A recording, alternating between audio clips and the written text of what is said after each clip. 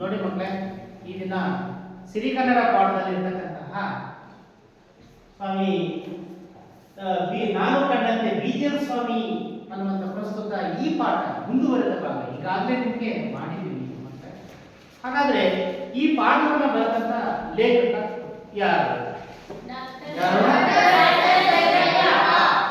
Doctor S L Bhyrappa. ಈಗ ನಾನು ಕೇಳ್ತಕ್ಕಂಥ ಪ್ರಶ್ನೆಗಳಿಗೆ ಈಗಾಗಲೇ ಮಾಡಿದೀವಲ್ವಾ? ಮಕ್ಕಳೇ. ಹಾಗಾದ್ರೆ ನಾನು ಕೇಳಿರ್ತಕ್ಕಂಥ ಪ್ರಶ್ನೆಗಳಿಗೆ ಸ್ಪಷ್ಟವಾಗಿ ಉತ್ತರವನ್ನು ಹೇಳಿರ್ತಕ್ಕಂಥದ್ದನ್ನ ನಿಮ್ಮಲ್ಲಿ ಬರಬೇಕು. ನೋಡಿ ಮಕ್ಕಳೇ, ಈ ನಾನು ಕಂಡಂತೆ ಬಿಜಿಎಲ್ ಸ್ವಾಮಿ ಅನ್ನುವಂತ ಈ ಪ್ರಸ್ತುತ ಪಾಠ ಬರೆದವರು ಯಾರು ಅಂತಂದ್ರೆ ಲೇಖಕ ಡಾಕ್ಟರ್ ಎಸ್ ಎಲ್ ಭೈರಪ್ಪ. ಗೊತ್ತಾಯ್ತಾ? ಹಾಗಾಗಿ ಒಬ್ಬೊಬ್ಬರೇ ವಾಲೆಂಟೈನ್ ಬಂದು ಹೇಳಬೇಕು. ಗೊತ್ತಾಯ್ತಾ? ಎಸ್ ಎಲ್ ಭೈರಪ್ಪನವರು ಹುಟ್ಟಿದಂತ ಕಾಲಮಾನ ಆಗಸ್ಟ್ 20, 1931ರಲ್ಲಿ ಜನಿಸಿದರು. Very good. ನೋಡಿ, ಎಸ್ ಎಲ್ ಭೈರಪ್ಪನವರು ಹುಟ್ಟಿದಂತ ಕಾಲಮಾನ ಆಗಸ್ಟ್ 20, 1931ರಲ್ಲಿ 21 ಅಲ್ಲ 31ರಲ್ಲಿ ಅವರು ಹುಟ್ಟಿದ್ರು. ಗೊತ್ತಾಯ್ತಾ? ಹಾಗಾದ್ರೆ ಈ ಎಸ್ ಎಲ್ ಭೈರಪ್ಪನವರು ನೋಡಿ ಹುಟ್ಟಿದಂತ ಜನ್ಮಸ್ಥಳ ಯಾರು ಹೇಳ್ತೀರಿ? ಬನ್ನಿ ಬೇಗ ಫಾಸ್ಟ್ ಆಗಿ ಬರಬೇಕು. ಎಸ್ ಎಲ್ ಭೈರಪ್ಪನವರು ಹುಟ್ಟಿದಂತ ಜನ್ಮಸ್ಥಳ ಹಾಸನ ಜಿಲ್ಲೆಯ ಚಂದ್ರಾಯಪಟ್ಟಣದ ಸಂತೇಶಿವಾರದಲ್ಲಿ. ಗೊತ್ತಾಯ್ತಾ? Very good. ನೋಡಿ, ಹಾಸನ ಜಿಲ್ಲೆಯ ಚನ್ನರಾಯಪಟ್ಟಣದ ಸಂತೇಶಿವಾರದಲ್ಲಿ ಹುಟ್ಟಿದಂತಹ ಲೇಖಕ ಯಾರು ಅಂತಂದ್ರೆ ಗೊತ್ತಾಯ್ತಾ? ಹಾಗಾದ್ರೆ ನೀನ್ ಬರವನೇನ ಈ ಎಸ್ ಎಲ್ ಭೈರಪ್ಪನವರು ಬರೆದ ಕೃತಿಗಳು ಯಾವ್ಯಾವು? ಉತ್ತಮ ಯಾವ್ಯಾವು?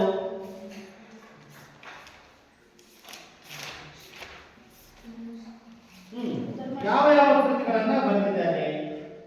ಧರ್ಮಶ್ರೀ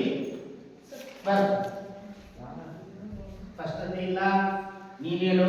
ಧರ್ಮಶ್ರೀ, ಗೃಹಭಂಗ, ವಂಶವೃಕ್ಷ, ಅನ್ವೇಷಣ, ದಾಟು, ಪರ್ವ, ಮಂದ್ರ, ಆವರಣ ಮೊದಲಾದ ಕೃತಿಗಳನ್ನು ಬರೆದಿದ್ದಾರೆ. Very good. ನೋಡಿ, ದಯಾನಂದ ಸ್ಪಷ್ಟವಾಗಿ ಉತ್ತರವನ್ನು ಹೇಳಿದ. ಕ್ಲಾಸ್ ಸಂಖ್ಯೆ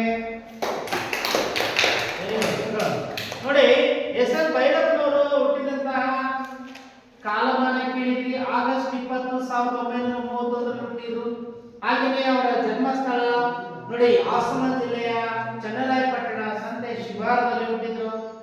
ಹಾಗೇನೆ ಅದೇ ರೀತಿ ಅವರು ನೋಡಿ ಯಾವ ರೀತಿ ವೃತ್ತಿಯಲ್ಲೂ ಕೂಡ ಹೇಗೆ ಎಲ್ಲಿ ಕೆಲಸವನ್ನ ಮಾಡಿದ್ರು ಅಂತಂದ್ರೆ ಇವರು ಓದುವಾಗಲೇ ವಿದ್ಯಾರ್ಥಿ ದಶೆಯಲ್ಲೇ ಬುದ್ಧಿವಂತನಾಗಿ ಚಿನ್ನದ ಪದಕವನ್ನು ಪಡೆದು MA ಪದವಿಯನ್ನು ಮುಗಿಸಿದರು.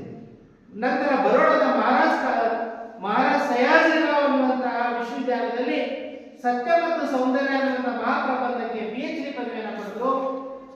ಅದಾದ್ಮೇಲೆ ಗುಜರಾತ್, ದೆಹಲಿ, ಮೈಸೂರಿಗೆ ಹಲವೆಡೆ ಪ್ರಾಧ್ಯಾಪಕರಾಗಿ ಸೇವೆಯನ್ನ ಸಲ್ಲಿಸಿದ್ದಾರೆ.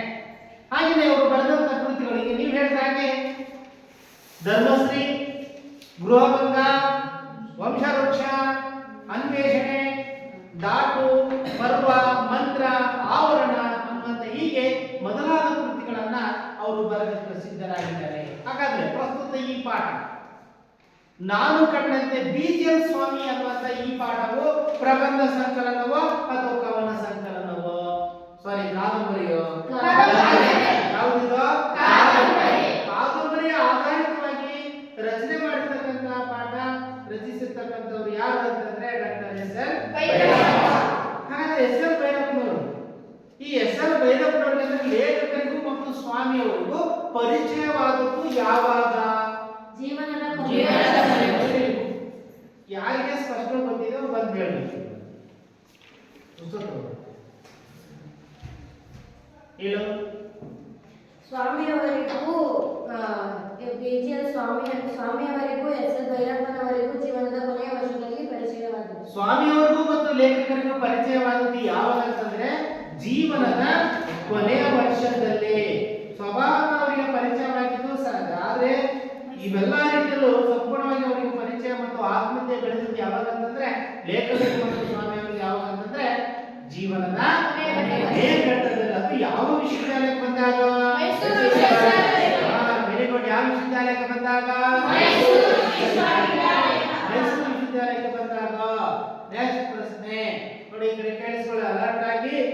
ಬಂದು ರೆಡಿಯಾಗಿ ಉತ್ತರವನ್ನು ಹೇಳ್ಬೇಕು. ಸ್ವಾಮಿಯವರು ಎರಡನೇ ಪ್ರಶ್ನೆ, ಸ್ವಾಮಿಯವರು ನುಡಿಸುತ್ತಿದ್ದ ಸಂಗೀತ ವಾದ್ಯ ಯಾವುದು? ಯಾವುದು ಅಂತ ಹೇಳ್ಬೇಕು. ಗೊತ್ತಾಯ್ತಾ? ನೆಕ್ಸ್ಟ್ ಪ್ರಶ್ನೆ, ಸ್ವಾಮಿಯವರು ವಿಜ್ಞಾನದ ಯಾವ ವಿಭಾಗದಲ್ಲಿ ಪರಿಣಿತರಾಗಿದ್ದರು? ಸಸ್ಯಶಾಸ್ತ್ರ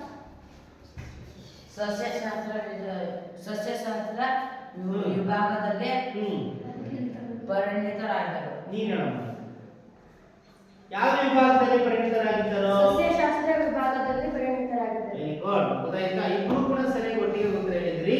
ಸ್ವಾಮಿಯವರು ವಿಜ್ಞಾನದ ಯಾವ ಒಂದು ವಿಭಾಗದಲ್ಲಿ ಪರಿಣಿತರಾಗಿದ್ರು ಅಂತಂದ್ರೆ ಸಸ್ಯಶಾಸ್ತ್ರದಲ್ಲಿ. ಯಾವುದ್ರಲ್ಲಿ? ಸಸ್ಯಶಾಸ್ತ್ರದಲ್ಲಿ.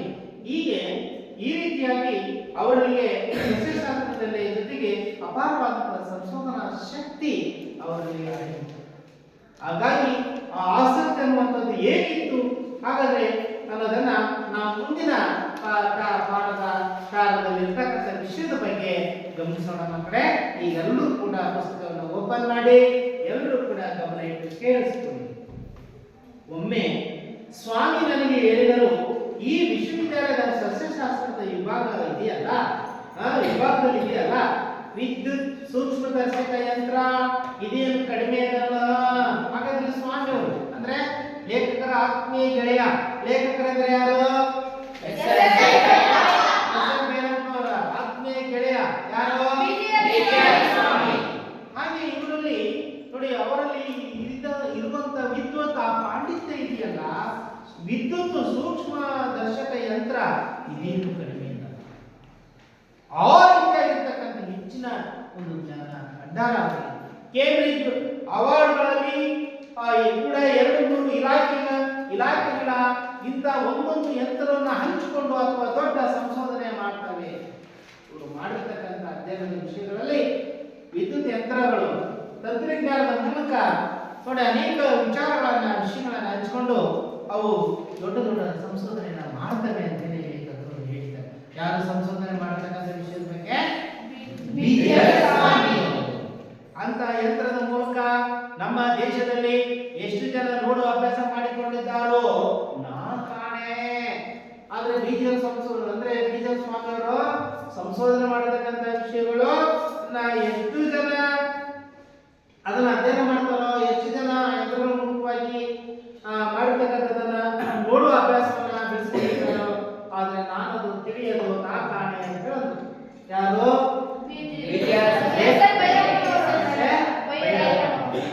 ನೋಡಿದರು ಸ್ವಾಮಿಗೆ ಕಾಣುತ್ತಿದ್ದುದು ಅವರಿಗೆ ಕಾಣುತ್ತಿರಲಿಲ್ಲ. ನೋಡಿದ್ರು ಸಹ ಸ್ವಾಮಿಗೆ ಅಂದ್ರೆ ಬೀಜ ಸ್ವಾಮಿಯವರಿಗೆ ಕಾಣುತ್ತಿದ್ದುದು ಅವರಿಗೆ ಕಾಣ್ತಾ ಇರಲಿಲ್ಲ ಅನ್ನುವಂಥ ಮಾತನ್ನ ಲೇಖಕರು ಹೇಳಿದ್ದಾರೆ. ಹಾಗೆಯೇ ಅದೇ ರೀತಿ ಇತರರು 100 ಬಾರಿ ತುಳುಕಿದರೂ ತಪ್ಪಿಸಿಕೊಳ್ಳುತ್ತಿದ್ದ ಉತ್ತರವು ಸ್ವಾಮಿಯ ಕಣ್ಣಿಗೆ ಮೊದಲ ಬಾರಿಗೆ ಕಾಣುತ್ತಿತ್ತೆಂದು ಅವರೊಡನೆ ಕೆಲಸ ಮಾಡುತ್ತಿದ್ದ ಸಹೋದ್ಯೋಗಿಗಳು ನನಗೆ ಹೇಳಿದ್ದಾರೆ. ಅಷ್ಟೇ ಅಲ್ಲ, ಇತರೆ 100 ಬಾರಿ, 100 ಗೊತ್ತಾಯ್ತಾ? ಈ ಪದವನ್ನು ಬಿಡಿಸೋಣ ನೋಡಿ. 100 ಯಾವ ಸಂಧಿ ಬರುತ್ತೆ ಅನ್ನೋದನ್ನ 100 + 6 ಈಕ್ವಲ್ 100 ಈಕ್ವಲ್ ನೋಡಿ. 100 ಅನ್ನೋದು ಎಂತ ಪದ? ಈ ಕಡೆದು ಪೂರ್ವ ಪದ. ಯಾವುದು ಈ ಕಡೆ ಭಾಗದ? ಯಾವುದು ಪೂರ್ವ. ಈ ಕಡೆ ಭಾಗ ಯಾವುದು? ಉತ್ತರ. ಗೊತ್ತಾಯ್ತಾ? ಪೂರ್ವ ಪದದಲ್ಲಿರುವಂತಹ ಪದ ಯಾವುದು? ಯಾವುದು? ಉತ್ತರ ಪದದಲ್ಲಿರುವಂತಹ ಪದ ಯಾವುದು? ಕೂಡಿಸಿ ಹೇಳಿದ್ರೆ ಏನಾಗುತ್ತೆ? ಈಗ ಪೂರ್ವ ಪದದಲ್ಲಿರುವಂತಹ 100 ಅನ್ನುವಂಥ ಅಕ್ಷರದೊಳಗಡೆ ಯಾವ ಸ್ವರ ಅಡಗಿದೆ? ಯಾವುದು? ಹಾಗೆಯೇ ಉತ್ತರ ಪದದ ಮೊದಲನೇ ಅಕ್ಷರ ಏನ್ ಕಾಣ್ತಾ ಇದೆ? ಯಾವ್ದು ಅಕ್ಷರ? ಗೊತ್ತಾಯ್ತಾ? ಈ ದೀರ್ಘಾಕ್ಷರವನ್ನ ಈ ರಾ ಒಳಗಡೆ ನೋಡ್ತೀವಿ ನಾವು. 100 ಉಚ್ಚಾರ ಮಾಡ್ಬೇಕಾದ್ರೆ ಬರಿಬೇಕಾದ್ರೆ 100 ಬಿಡಿಸ್ಬೇಕಾದ್ರೆ 100 + 6. ಹಾಗಾದ್ರೆ ಈ ಹೂ ಅಕ್ಷರ ಇಲ್ಲಿ ಏನಾಗಿದೆ? ಲೋಪವಾಗಿದೆ. ಏನಾಗಿದೆ? ಲೋಪವಾಗಿದೆ. ಕಾಣ್ತಾ ಇದೆಯಾ? ಮತ್ತೆ ಈ ಅಕ್ಷರ ಇದರಲ್ಲಿದೆ ತಾನೆ? ಈ ಅನ್ನುವಂಥ ದೀರ್ಘಾಕ್ಷರ ಯಾವ ಅಕ್ಷರದ ಒಳಗಡೆ ಇದೆ? ಯಾವ್ದ್ರಲ್ಲಿದೆ? ಒಳಗಡೆ ಇದೆ. 100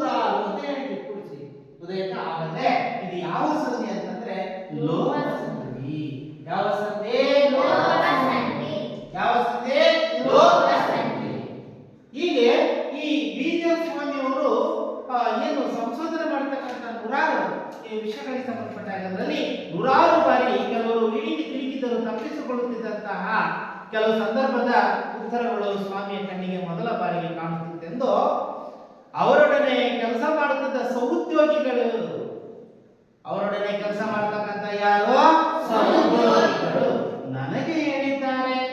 ಅಂದ್ರೆ ಯಾರಿಗೆ? ಲೇಖಕರಿಗೆ. ಯಾರಿಗೆ? ಲೇಖಕರಿಗೆ ಹೇಳಿದ್ದಾರೆ. ಎಷ್ಟು ಮಟ್ಟಿಗೆ ಆಸಕ್ತಿ ತೋರ್ತಾರೆ, ಎಷ್ಟು ಮಟ್ಟಿಗೆ ನೋಡುವಂತ ಅಭ್ಯಾಸವನ್ನು ಬೆಳೆಸಿಕೊಂಡಿದ್ದಾರೆ, ಎಷ್ಟು ಮಟ್ಟಿಗೆ ಕೆಲವರು ತಪ್ಪಿಸಿಕೊಳ್ತಾರೆ ಅನ್ನೋದನ್ನ ಆ ಬಿಜಿಎಂ ಸ್ವಾಮಿಯವರ ಸಹೋದ್ಯೋಗಿಗಳು ಲೇಖಕರಿಗೆ ಹೇಳ್ತಾ ಇದ್ದಾರೆ. ಯಾಕೆ? Question mark. ಗೊತ್ತಾಯ್ತಾ? ಯಾಕೆ ಅನ್ನೋದಿದೆಯಲ್ಲ, ಯಾಕೆ ಅನ್ನೋದಿದೆಯಲ್ಲ, ಇದು ಪ್ರಶ್ನಾರ್ಥಕ ಚಿಹ್ನೆ. ಈ ಚಿಹ್ನೆಯನ್ನ ನಾವು ನೋಡಿ, ಇದನ್ನ ಯಾಕೆ, ಏನು, ಗೊತ್ತಾಯ್ತಾ? ಎಂತ ಚಿಹ್ನೆ ಅಂತ ಬಳಸಿದ್ರೆ ಪ್ರಶ್ನಾರ್ಥಕ ಚಿಹ್ನೆ. ಎಂತ ಚಿಹ್ನೆ? ಪ್ರಶ್ನಾರ್ಥಕ ಚಿಹ್ನೆ. ಗೊತ್ತಾಯ್ತಾ? ಯಾಕೆ ಅನ್ನುವಂತ ಪ್ರಶ್ನೆ ಲೇಖಕರಲ್ಲಿ ಮೂಡಿತು. ನೋಡ್ಕೊಳ್ಳಿ, ತಾನು ಏನನ್ನು ಹುಡುಕಬೇಕೆಂಬ ಅರಕಲ್ಪನೆ ಸ್ವಾಮಿಗೆ ಮೊದಲೇ ಇರುತ್ತಿತ್ತು.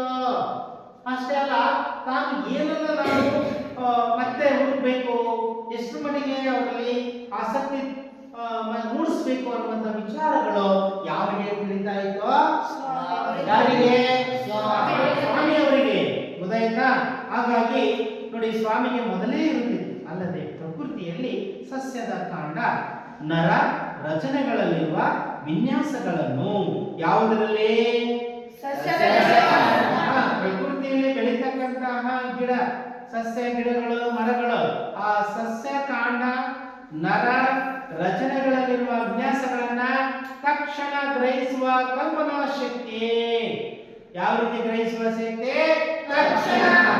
ತಕ್ಷಣ ಗ್ರಹಿಸುವಂತ ಕಲ್ಪನಾ ಶಕ್ತಿ ಅವನಿಗೆ ಇತ್ತು. ಯಾರಿಗೆ ಇತ್ತು?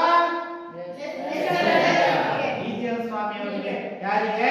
ಬಿಜಿಎಂ ಸ್ವಾಮಿಯವರಿಗೆ. ಅದನ್ನ ಅವರು ಬೆಳೆಸಿಕೊಂಡಿದ್ದರು.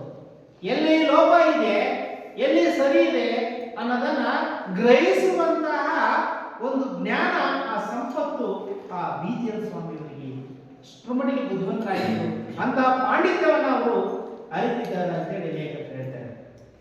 ಒಂದು ಸಣ್ಣ ಕಾಂಡವನ್ನ ಕತ್ತರಿಸಿ ವಿದ್ಯುತ್ ಸೂಕ್ಷ್ಮ ದರ್ಶಕದಲ್ಲಿ ಒಂದು ಗಿಡ ತಂದ್ರು, ಅದನ್ನ ಮಾದರಿಯಾಗಿ ಅಂದ್ರೆ ಒಂದು ಪ್ರಾಯೋಗಿಕವಾಗಿ ತೋರಿಸ್ತಾ ಇದ್ದಾರೆ. ಅಲ್ಲಿರ್ತಕ್ಕಂಥ ಅಧ್ಯಯನ ಮಾಡ್ತಕ್ಕಂಥ ಕಾಂಡದವರಿಗೆ ಅಂದ್ರೆ ಅದನ್ನ ಒಂದು ಗಿಡ ಅಂದ್ರೆ ಸಸ್ಯವನ್ನ ತಂದು ಕಟ್ ಮಾಡಿ ಅದರ ಕಾಂಡವನ್ನ ಕತ್ತರಿಸಿ ವಿದ್ಯುತ್ ಸೂಕ್ಷ್ಮ ದರ್ಶಕದಲ್ಲಿ ಯಾವುದರಲ್ಲಿ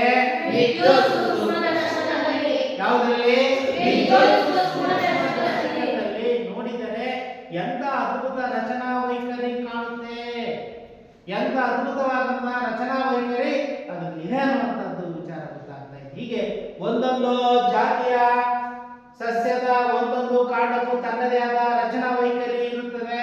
ಈ ರೀತಿ ಬಿಜಿಎಂ ಸ್ವಾಮಿಯವರು ಸಸ್ಯಶಾಸ್ತ್ರದ ಬಗ್ಗೆ ಅಪಾರವಾಗಿರತಕ್ಕಂಥ ಜ್ಞಾನ, ಆ ಪಾಂಡಿತ್ಯ ಅವರಲ್ಲಿ ಇತ್ತು. ಹಾಗಾಗಿ ಸಸ್ಯಶಾಸ್ತ್ರದ ಬಗ್ಗೆ ಆಸಕ್ತಿಯನ್ನು ಜನರಿಗೆ ಹೇಗೆ ತೋರ್ಪಡಿಸಬೇಕು ಅನ್ನೋ ಉದ್ದೇಶದಿಂದ ನೋಡಿ, ಸಸ್ಯವನ್ನು ತಂದು ಅದನ್ನ ಕಟ್ ಮಾಡಿ ಅದರ ಕಾಂಡದ ಮಾಹಿತಿಯನ್ನ ಒಂದೊಂದೇ ಅದರ ರಚನಾ ವೈಖರಿಯನ್ನ ಸಾಮಾನ್ಯ ಜನರಿಗೆ ತೋರಿಸುವಂತ ಮನೋಭಾವನೆ ಯಾರಿಗಿತ್ತ? ಬಿಜಿಎಂ ಯಾರಿಗೆ? ಅದನ್ನೆಲ್ಲ ಫೋಟೋ ತೆಗೆದು ಮುದ್ರಿಸಿಕೊಂಡರೆ ನಮ್ಮ ಸೀರೆಯ ಬಣ್ಣಗಳನ್ನು ಮುದ್ರಿಸುವವರಿಗೆ ಎಂತ ಸೀರೆ ಗಡಿ ಸಿಕ್ಕುತ್ತೆ ಅಂತೀರಿ? ನೋಡಿ, ಹೇಳ್ತಾರೆ ಆ ಬಿಜಿಎಂ ಸ್ವಾಮಿಯವರು ಯಾವ ರೀತಿ ಒಂದು ಕಾಂಡವನ್ನ ತಂದು ಸಸ್ಯದ ಕಾಂಡವನ್ನು ಕತ್ತರಿಸಿ ಹೇಗೆ ಸಂಶೋಧನಾ ಆಸಕ್ತಿಯನ್ನು ಬೆಳೆಸ್ಕೊಂಡಿದ್ರು, ಜನರಿಗೆ ಮನದಟ್ಟು ಮಾಡ್ತಾ ಇದ್ರು, ಅಂತಹ ಒಂದು ಫೋಟೋವನ್ನ ತೆಗೆದು ಕೆಲವರು ಅದನ್ನು ಮುದ್ರಿಸಿ ನಮ್ಮ ಸೀರೆಯ ಬಣ್ಣಗಳ ಮುದ್ರಿಸುವವರಿಗೆ ಅದನ್ನ ಕೊಟ್ರೆ ಅವ್ರು ಎಂತ ಸಿರಿಯನ್ನ ಸಿರಿ ತತ್ಸಮ ತದ್ಭವ ಸಿರಿ, ಗೊತ್ತಾಯ್ತಾ? ಸಿರಿ ತತ್ಸಮ ಇನ್ನೊಂದು ಪದ ತದ್ಭವ. ಕನ್ನಡ ಮತ್ತು ಸಂಸ್ಕೃತ ಪದಗಳಲ್ಲಿ ಬಳಸುವಂತಹ ಪದ ನೋಡಿ, ಸಿರಿ ತದ್ಭವ ರೂಪ ಶ್ರೀ. ಯಾವುದೋ ಶ್ರೀ. ನೋಡ್ಕೊಳ್ಳಿ, ಹೀಗೆ ಆ ನಮ್ಮ ಸೀರೆಯ ಬಣ್ಣಗಳಲ್ಲೇ ಮುದ್ರಿಸುವಂತ ಎಂತ ಸಿರಿ ಗಡಿ ಸಿಕ್ಕುತ್ತೆ ಅಂತೀರಿ? ಒಂದು ದಿನ ನನಗೆ ಹೇಳಿದ್ರು ಅವನ ಮನೋಧರ್ಮವೇ ಅಂತ ಅದು. ಒಂದು ದಿನ ಅವನಿಗೆ ನನಗೆ ಹೇಳಿದ್ರು ಅಂತ ಮನೋಧರ್ಮ ಅವರ ಜ್ಞಾನ ಅಷ್ಟು ಮಟ್ಟಿಗೆ ಅವರಲ್ಲಿ ಬೇರೂರಿತು ಅಂತೇಳಿ ಲೇಖಕರು ಹೇಳ್ತಾರೆ. ಲೇಖಕರಂದ್ರೆ ಯಾರು? ನೆಕ್ಸ್ಟ್, ಪಿಟೀಲು ನುಡಿಸುವಾಗ, ಹಾಗಾದ್ರೆ ಪಿಟೀಲು ಯಾರು ನುಡಿಸ್ತಾ ಇದ್ರು ಬೇರೆ ಸಂದರ್ಭಗಳಲ್ಲಿ? ಬೀಜರ ಸ್ವಾಮಿ. ಗೊತ್ತಾಯ್ತಾ?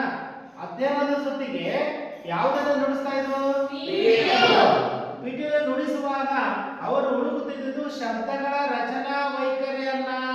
ಪಿಟೀಲು ನುಡಿಸಬೇಕಾದ್ರೆ ಅವರು ಹುಡುಕುತ್ತಿದ್ದಂತ ಸಂದರ್ಭ ಅದ ವೈಖರಿ ಯಾವುದು?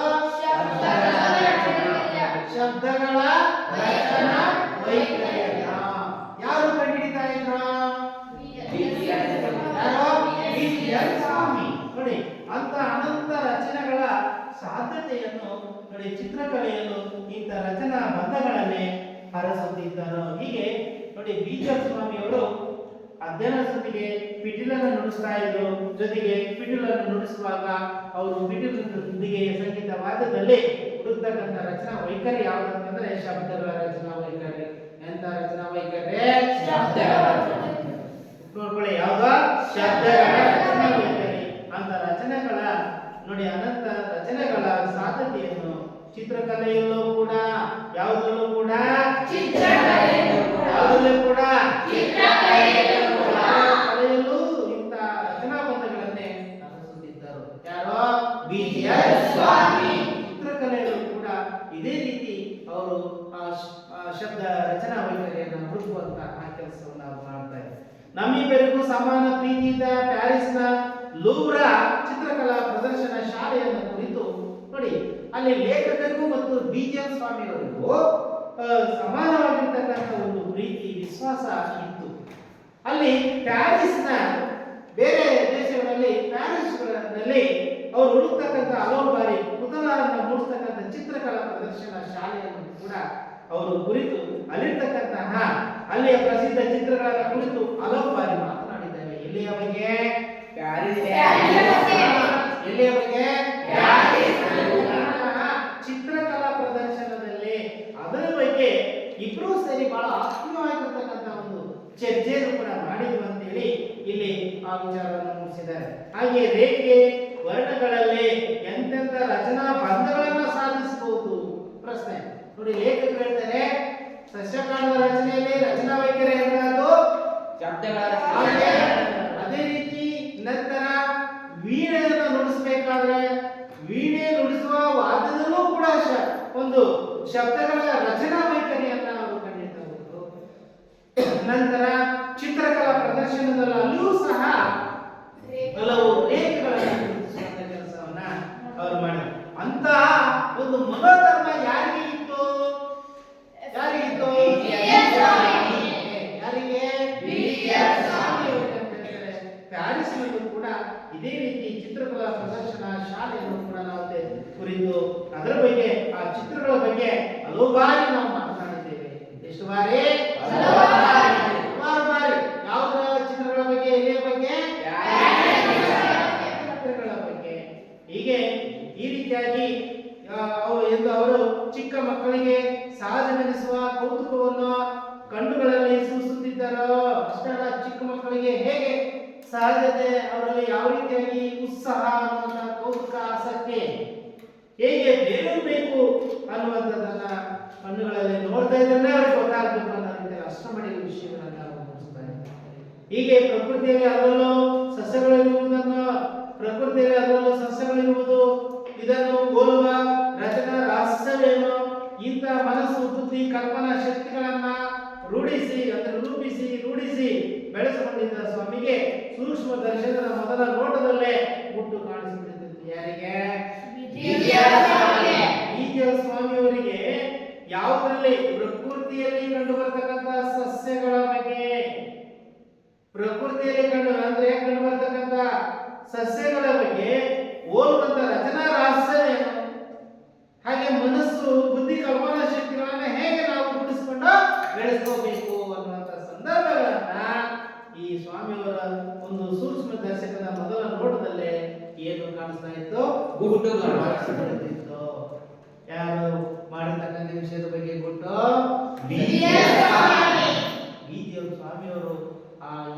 ಸಂಶೋಧನೆ ಮಾಡ್ತಕ್ಕಂಥ ಅವರ ರಚನಾ ವೈಖರಿಗಳಲ್ಲಿ ಅವರ ಗುರುತು ಕಾಣಿಸ್ತಾ ಇತ್ತು ಅಂತ ಹೇಳ್ತಾರೆ.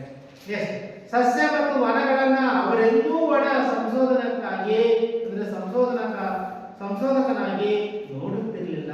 ಯಾವುದರಲ್ಲಿ ಒಣ ಸಂಶೋಧಕನಾಗಿ ನೋಡ್ತಾ ಇರಲಿಲ್ಲ? ಸಸ್ಯ ಮತ್ತು ವನ. ವನ ಅಂದ್ರೆ ಏನು? ಕಾಡು. ಗೊತ್ತಾಯ್ತಾ? ವನ ಅಂದ್ರೆ ಏನಪ್ಪ? ಕಾಡು. ಗೊತ್ತಾಯ್ತಾ? ವನ ಅಂದ್ರೆ ಏನು? ಕಾಡು. ಪದಗಳ ಅರ್ಥ ಗೊತ್ತಾಯ್ತಾ? ಬರ್ಕೊಳ್ಳಿ. ವನ ಅಂದ್ರೆ ಕಾಡು. ಕಾಡು. ಅರಣ್ಯ ಅಂದ್ರೆ ಕೂಡ ಕಾಡು. ಏನಪ್ಪ? ಅರಣ್ಯ ಅಂದ್ರೆ ಕೂಡ ಏನು? ಕಾಡು. ಗೊತ್ತಾಯ್ತಾ? ಹೀಗೆ ವನ ನೋಡಿ, ಅಲ್ಲಿ ಸಸ್ಯ ಮತ್ತು ಕಾಡು ಅಂದ್ರೆ ವನಗಳನ್ನ ಅವರೆಂದೂ ವನ ಸಂಶೋಧಕನಾಗಿ ನೋಡುತ್ತಿರಲಿಲ್ಲ. ಕಲೆಯ ರಸ, ಆನಂದ ಮತ್ತು ಕೌತುಕಗಳು ಅವರ ಸಂಶೋಧನೆಯ ಇನ್ನೊಂದು ಮುಖವಾಗಿರುತ್ತಿತ್ತು. ಯಾವುದ್ರ ಬಗ್ಗೆ ಅವರಿಗೆ ಇನ್ನೊಂದು ಮುಖ ಆಗ್ತಾ ಇತ್ತು? ಕಲೆ, ರಸ, ಆನಂದ.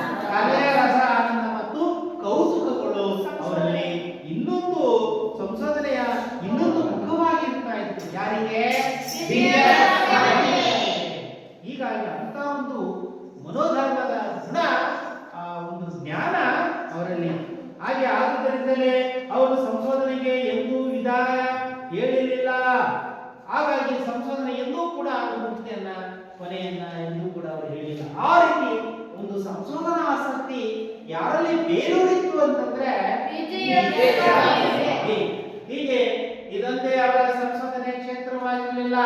ಹಾಗೆ ಇತಿಹಾಸ, ಸಾಹಿತ್ಯ, ಇತರ ಲಲಿತ ಕಲೆಗಳಲ್ಲೂ ಅವರ ಸಂಶೋಧಕ ಬುದ್ಧಿ ಕೆಲಸ ಮಾಡುತ್ತಲೇ ಇತ್ತು. ನೋಡಿ, ಹೀಗೆ ಈ ಒಂದು ಬೀಜರ್ ಸ್ವಾಮಿಯವರಲ್ಲಿ ಕೇವಲ ಸಂಶೋಧನೆ ಅಷ್ಟೇ ಅಲ್ಲ, ಇತಿಹಾಸ, ಸಾಹಿತ್ಯ ಮತ್ತು ಲಲಿತ ಕಲೆ, ಕೇವಲ ಸಸ್ಯಶಾಸ್ತ್ರದಲ್ಲಿ ಅಷ್ಟೇ ಅಲ್ಲ, ಹಾಗೂ ಪಿಟೀಲಿನಲ್ಲಿ ಅಷ್ಟೇ ಅಲ್ಲ, ಚಿತ್ರಗಳಲ್ಲೂ ಅಷ್ಟೇ ಅಲ್ಲ, ಹಲವಾರು ರೀತಿಯಲ್ಲಿ ಕೂಡ ವಿದ್ವತ್ ಅವರಲ್ಲಿ ಇತ್ತು. ಯಾರಲ್ಲಿ? ಸ್ವಾಮಿಯವರಲ್ಲಿ. ಹಾಗಾಗಿ ಇತಿಹಾಸ, ಸಾಹಿತ್ಯ ಮತ್ತು ಲಲಿತ ಕಲೆಗಳಲ್ಲೂ ಕೂಡ ಸಂಶೋಧಕ ಬುದ್ಧಿ ನೋಡಿ ಕೆಲಸ ಮಾಡುವಂತ ಪ್ರವೃತ್ತಿ ಅವರಲ್ಲಿ ಇತ್ತು. ಯಾರಲ್ಲಿ? ಈಗ ಬನ್ನಿ, ಪಟ ಪಟ ಓದೋಣ ಅಂತ ಇಲ್ಲಿ ಬರ್ಬೇಕು. ಓದಿ. ಒಂದೊಂದು ಯಂತ್ರವನ್ನು ಹಂಚಿಕೊಂಡು ಅಂತ ದೊಡ್ಡ ಸಂಶೋಧನೆ ಮಾಡ್ತೇವೆ ಅಂತ ಯಂತ್ರದ ಮೂಲಕ ನಮ್ಮ ದೇಶದಲ್ಲಿ ಎಷ್ಟು ಜನ ನೋಡುವ ಅಭ್ಯಾಸ ಬೆಳೆಸಿಕೊಂಡಿದ್ದಾರೋ ನಾ ಕಾಣೆ. ನೋಡಿದರೂ ಸ್ವಾಮಿಗೆ ಕಾಣುತ್ತಿದ್ದುದು ಅವರಿಗೆ ಕಾಣುತ್ತಿರಲಿಲ್ಲ. ಇತರರು 100 ಬಾರಿ ಇಣುಕಿ ತಿಣುಕಿದರೂ ತಪ್ಪಿಸಿಕೊಳ್ಳುತ್ತಿದ್ದ ಉತ್ತರವು ಸ್ವಾಮಿಯ ಕಣ್ಣಿಗೆ ಮೊದಲ ಬಾರಿಗೆ ಕಾಣಿಸುತ್ತೆಂದು ಅವರೊಡನೆ ಕೆಲಸ ಮಾಡುತ್ತಿದ್ದ ಸಹೋದ್ಯೋಗಿಗಳು ನನಗೆ ಹೇಳಿದ್ದಾರೆ.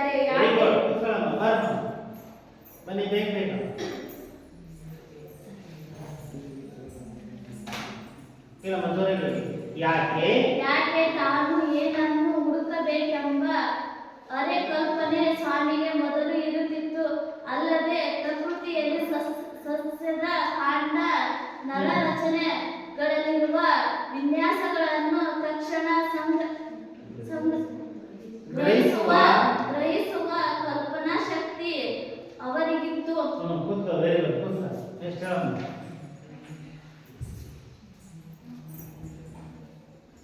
ಅದನ್ನವರು ಬೆಳೆಸಿಕೊಂಡಿದ್ದರು.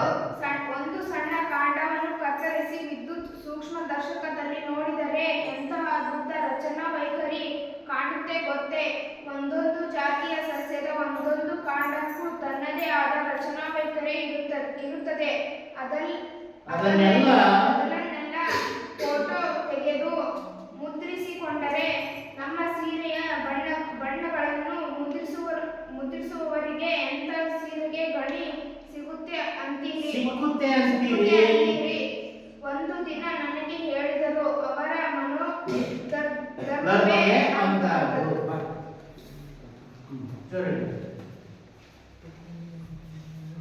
ಪಿಟೀಲು ನುಡಿಸುವಾಗ ಅವರು ಹುಡುಕುತ್ತಿದ್ದುದು ಶಬ್ದಗಳ ರಚನಾ ವೈಖರಿ ಎನ್ನೋ ಅನಂತ ರಚನೆಗಳ ಸಾಧ್ಯತೆಯನ್ನು ಚಿತ್ರ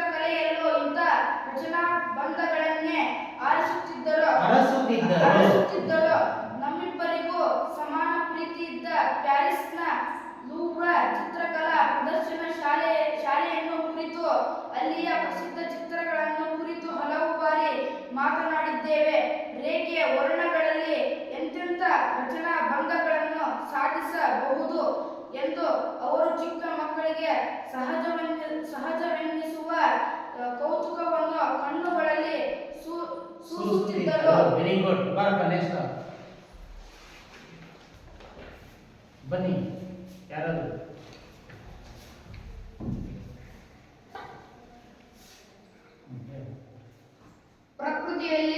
ಪ್ರಕೃತಿಯಲ್ಲಿ ಅದರಲ್ಲೂ ಸಸ್ಯಗಳಲ್ಲಿರುವುದು ಇದನ್ನು ಹೋಲುವ ರಚನಾ ರಹಸ್ಯವೇನು? ಇಂಥ ಮನಸ್ಸು ಬುದ್ಧಿ ಕಲ್ಪನಾ ಶಕ್ತಿಗಳನ್ನು ರೂಢಿಸಿ ಬೆಳೆಸಿಕೊಂಡಿದ್ದ ಸ್ವಾಮಿಗೆ ಸೂಕ್ಷ್ಮದರ್ಶಕ ಮೊದಲ ನೋಟದಲ್ಲೇ ಗುಟ್ಟು ಕಾಣಿಸಿಬಿಡುತ್ತಿತ್ತು. ಸಸ್ಯ ಮತ್ತು ವನಗಳನ್ನು ಅವರೆಂದು ಒಣ ಸಂಶೋಧಕನಾಗಿ ನೋಡುತ್ತಿರಲಿಲ್ಲ. ಕಲೆಯ ರಸ, ಆನಂದ ಮತ್ತು ಕೌತುಕಗಳು ಅವರ ಸಂಶೋಧನೆಯ ಇನ್ನೊಂದು ಮುಖವಾಗಿ ಇರುತ್ತಿತ್ತು. ಇದರ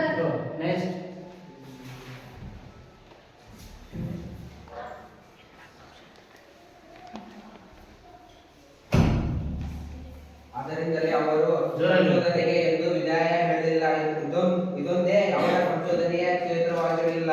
ಇತಿಹಾಸ, ಸಾಹಿತ್ಯ, ಇತರ ಲಲಿತಾ ಕಲೆಗಳಲ್ಲೂ ಅವರ ಸಂಶೋಧಕ ಬುದ್ಧಿ ಕೆಲಸ ಮಾಡುತ್ತಲೇ ಇತ್ತು. ಸ್ವಾಮಿಯವರು ನಿಮ್ಮ ಸ್ನೇಹಿತರಲ್ಲ, ನಮ್ಮ ಕಾಲೇಜಿಗೆ ಒಂದು ಭಾಷಣಕ್ಕೆ ಬರುವಂತೆ ಒಪ್ಪಿಸಿ ಎಂದು ನನ್ನ ಕಾಲೇಜಿನವರು ನನಗೆ ಗಂಟು ಬಿದ್ದರು. ಸ್ವಾಮಿ ಒಪ್ಪಿಕೊಂಡರು.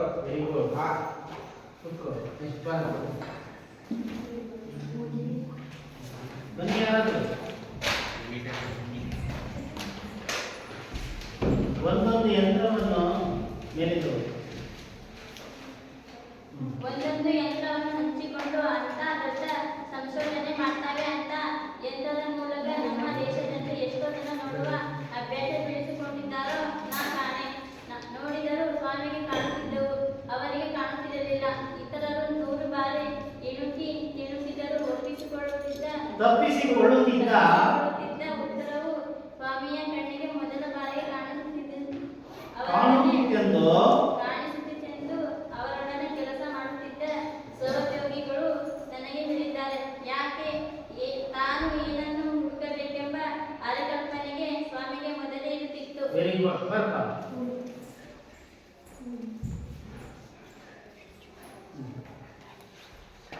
ಅದನ್ನವರು ಅಲ್ಲದೆ ಪ್ರಕೃತಿಯಲ್ಲಿ ಸಸ್ಯದ ಕಾಂಡ, ನರ ರಚನೆಗಳಲ್ಲಿರುವ ವಿನ್ಯಾಸಗಳನ್ನು ತಕ್ಷಣ ಗ್ರಹಿಸುವ ಕಲ್ಪನಾ ಶಕ್ತಿ ಅವರಿಗಿತ್ತು.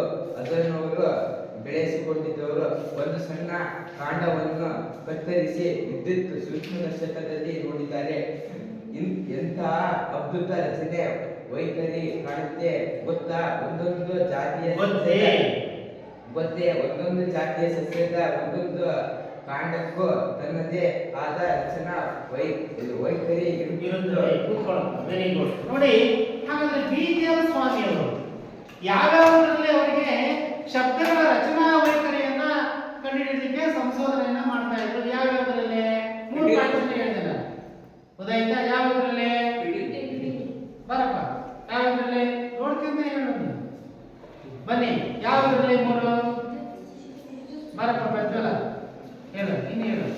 ವಿದ್ಯುತ್ ಸೂಕ್ಷ್ಮದರ್ಶಕ, ಪಿಟೀಲು. ತಪ್ಪು. ಬರ ಸಸ್ಯ ಶಾಸ್ತ್ರದಲ್ಲಿ ಸಸ್ಯ ಕಾಂಡ, ನಂತರ ಎರಡನೇದಾಗಿ ಶಬ್ದಗಳ ವೈಖರಿಯನ್ನ ಕಂಡುಹಿಡಿಯಲು ಆಸಕ್ತಿ ಬೆಳೆಸಿದ್ದು ಯಾವುದರಲ್ಲಿ? ಪಿಟೀಲಿನಲ್ಲಿ. Very good. ನಂತರ ಇನ್ಯಾವುದರಲ್ಲಿ?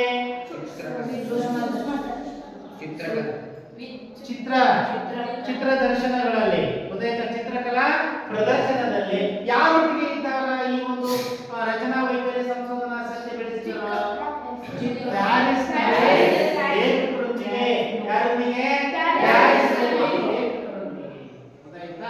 ಹಾಗೇನೆ ಅದೇ ರೀತಿ ಹಾಗಾದ್ರೆ ಇನ್ನೊಂದು ನೀನು ಪ್ರಶ್ನೆ ಉತ್ತರ ಹೇಳಪ್ಪ. BGM ಸ್ವಾಮಿಗೂ ಮತ್ತೆ ಇನ್ಯಾರಿಗೂ ಆತ್ಮೀಯತೆ ಅವರಲ್ಲಿ ಬಹಳ ಅಪಾರವಾದ ಒಂದು ಗೆಳೆತನ ಬೆಳೆದಿತ್ತು. ಯಾರಿಗೆ?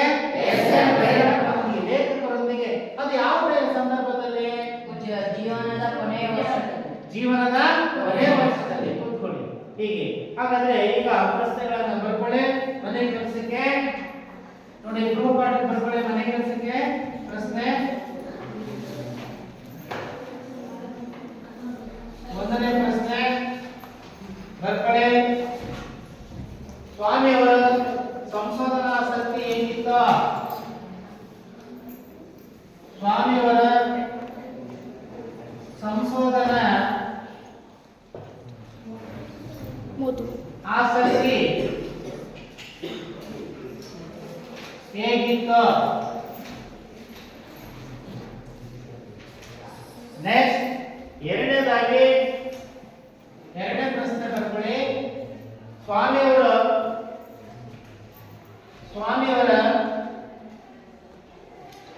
ಸ್ವಾಮಿಯವರ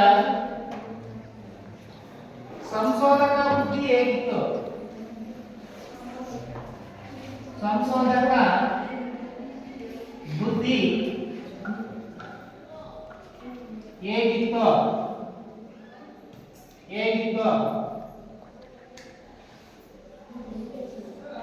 ನೆಕ್ಸ್ಟ್ ಅದೇ ರೀತಿ ಸಂದರ್ಭ ಸಮಸ್ಯೆ ಬರ್ಕೊಳ್ಳಿ. ಪ್ರಶ್ನೆ ಸಂದರ್ಭ ಸಮಸ್ಯೆಗೆ ಯಾರು ಯಾರಿಗೆ ಹೇಳಿದರು ಅನ್ನೋದು ಸಂದರ್ಭ ಸಮಸ್ಯೆ. ಸ್ವಾರಸ್ಯ ಇದರಲ್ಲಿ ನೋಡಿ ಎಂತ ಅದ್ಭುತ ರಚನಾ ವೈಖರಿ ಕಾಣುತ್ತೆ ಬರುತ್ತೆ. ಈ ವಾಕ್ಯವನ್ನ ಹೇಗೆ ಬರೀಬೇಕನ್ನೋದು ಬರ್ಕೊಳ್ಳಿ. ಎಂತಹ ಅದ್ಭುತ ರಚನಾ ವೈಖರಿ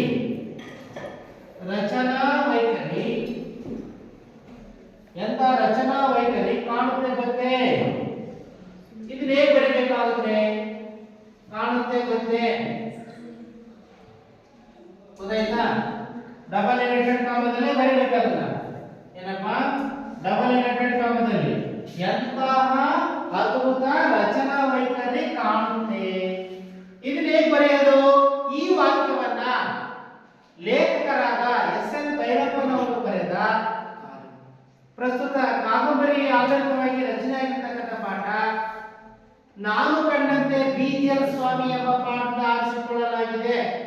ಈ ತರ ಅದನ್ನು ಬರೀಬೇಕು ಗೊತ್ತಾಯ್ತಾ?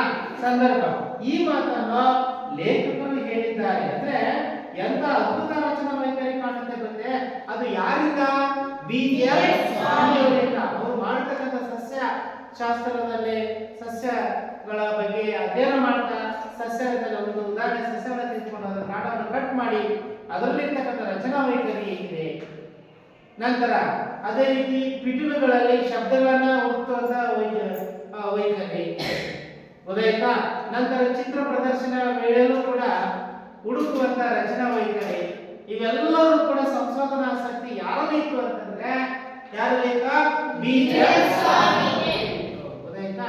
ಇಷ್ಟು ಈ ಒಂದು ಪಾಠವನ್ನೆಲ್ಲ ಅರ್ಥ ಇದೆ ಅನ್ಕೊಂಡಿದ್ದೀನಿ. ಅರ್ಥ ಇದೆಯಲ್ವಾ? ಓದ್ಕೊಂಡ್ ಬನ್ನಿ. ನಂತರ ಉಳಿದ ಒಂದು ಪಾಠದ ಬಗ್ಗೆ ನಾವು ತಿಳ್ಕೊಳ್ಳೋಣ. Thank you.